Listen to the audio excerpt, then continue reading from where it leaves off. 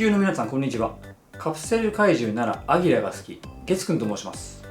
今日はいつもと少し違った感じの動画になっています。皆さんご存知の通り、ウルトラシリーズは日本人なら誰もが知ってるであろう超メジャーなシリーズですけど、同じく日本が誇る超ビッグコンテンツであるポケットモンスターというゲームも皆さんご存知だと思います。月くんも直撃世代ですので大好きなゲームなんですけど、そのポケットモンスターの元ネタがウルトラセブンに登場するカプセル怪獣である可能性が高いという話も聞いたことがある方も多いと思います。もともとポケットモンスターではなく初期案はカプセルモンスターズだったんですよね。でも実はそれ以外にもポケモンにはあれこれウルトラから影響を受けてるんじゃないのって言われてるようなことがたくさんあるんですよ。今回の動画ではそれらの中からいくつかピックアップしてこじつけ気味、可能性もある、おそらくそうであるの3段階に分けて紹介していこうと思います。ウルトラファンから見たら非常に興味深い内容になっていると思いますので、ぜひ最後まで見ていってください。チャンネル登録をしてくれたらこの中から1匹をプレゼントします。はい、まず見た目や名前が酷似していて、これはウルトラから影響を受けてるんじゃないのと言われているポケモンたちの一部を紹介していこうと思います。まずは帰ってきたウルトラマン登場のバリケーンとドククラゲ、ご覧の通り似てます。確かに似てるんですけど、ウルトラ怪獣は当然とんでもない数いますし、ポケモンといえば151匹のイメージを未だに持ってる方もいらっしゃると思うんですけど、そのポケモンももうすぐ1000種類超えそうですので、これぐらい似ているキャラがいても全くおかしくないとは思うんですよね。設定的にもこれといった共通点は特にないですし、これはこじつけ気味かなと思いますね。ドククラゲのこの目がバリケーンみたいに実は本当の目じゃないとか、台風を起こすとかいろいろ設定があれば別なんですけどね。続いてはウルトラマン太郎登場のバルキー星人とバルキー。これは名前が全く一緒で見た目も似てなくはないですので可能性はもちろんあるんですけど、さっきもお伝えしました通りお互い数が非常に多いですから、これくらいはあり得る範囲かなと思います。これもバルキーがサメをモチーフとしたポケモンと何か関係があるとか、そういう設定があれば信憑性がもっと高くなるんですけどね。次は帰ってきたウルトラマン登場のタッコングとゴローニャ。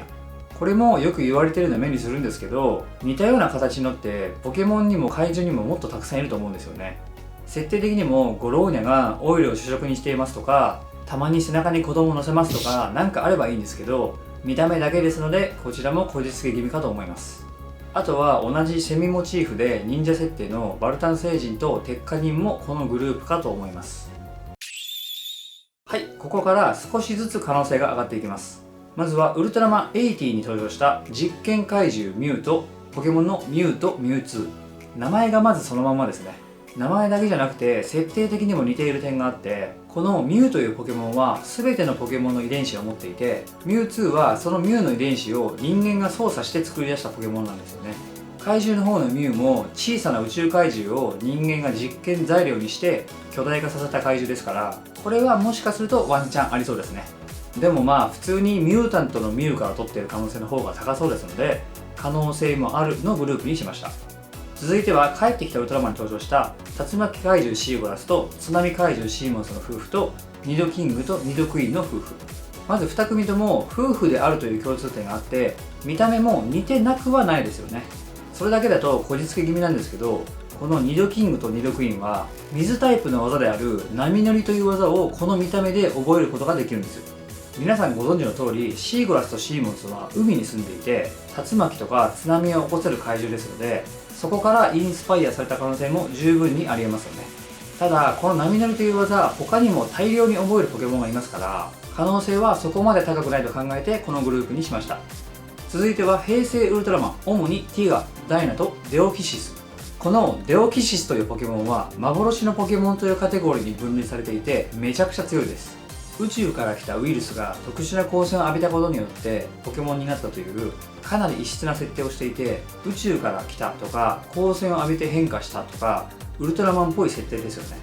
見た目も胸に水晶体があったりして共通点があるんですけど、このデオキシスなんとタイプチェンジします。正式にはフォルムチェンジといって呼び方が微妙に違うんですけど、通常のノーマルフォルムに比べてディフェンスフォルム、アタックフォルム、スピードフォルムに変化することができます。まさに平成ウルトラマン、ウルトラマンティガ、ウルトラマンダイナですよね。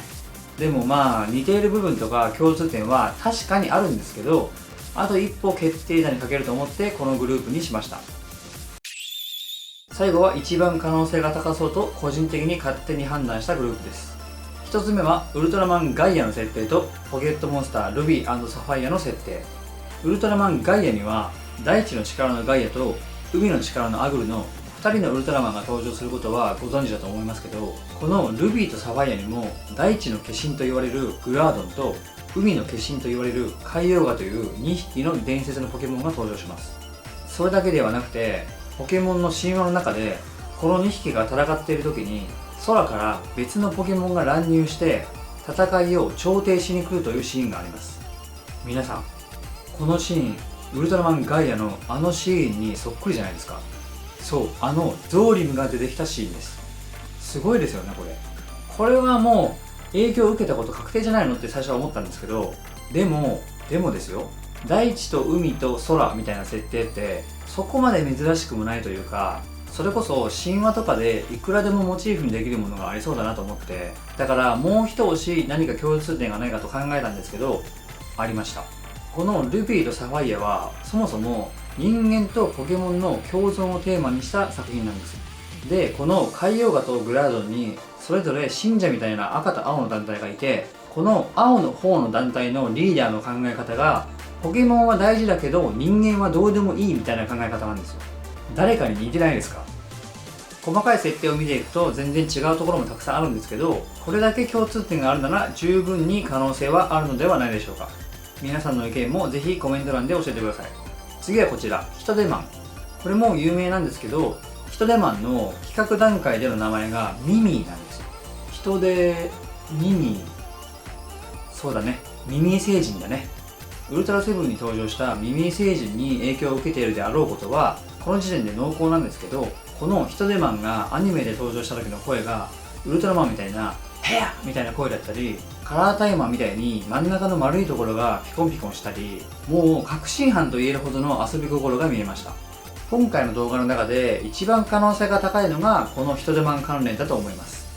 はい、いよいよ最後です。最後はポケットモンスターウルトラサン、ウルトラムーンの世界観です。タイトルですでにウルトラという言葉が入っていて、ゲーム内でもこれでもかというぐらいウルトラという言葉が出てきます。異世界から来るウルトラビーストという種類のポケモンが出てきて、そのウルトラビーストを直訳すると鳥獣になるし、ウルトラマンネクサスのスペースビーストっぽさもありますよね。あとはウルトラスペースゼロという場所やウルトラ調査隊という組織も出てきて、これ明らかに意識してないかと思ってプレイしながらニヤニヤしてしまいました。そしてそのウルトラビーストの01、要は第1号ですよね。それがウツロイドというポケモンなんですけど、こちらです。誰かに似てないですか？そう、我らがウルトラファンのトラウマ、シルバーブルーメです。しかもこのシルバーブルーメも円盤生物の第1号なんですよね。見た目だけじゃなくて第1号というところも同じで、スペースビーストや鳥獣っぽいウルトラビーストが登場したり、他にもウルトラという言葉が登場しまくるなど、これはさすがにウルトラシリーズの影響を受けてるんじゃないかと考えてるんですけど、皆さんはどう思いますか？コメントでぜひ教えてください。この他にももしかしてこれはって思ってしまうようなネタはたくさんあるんですけど、今回はここまでにします。ここまで見ていただいて本当にありがとうございました。それではまた次の動画で。さよなら。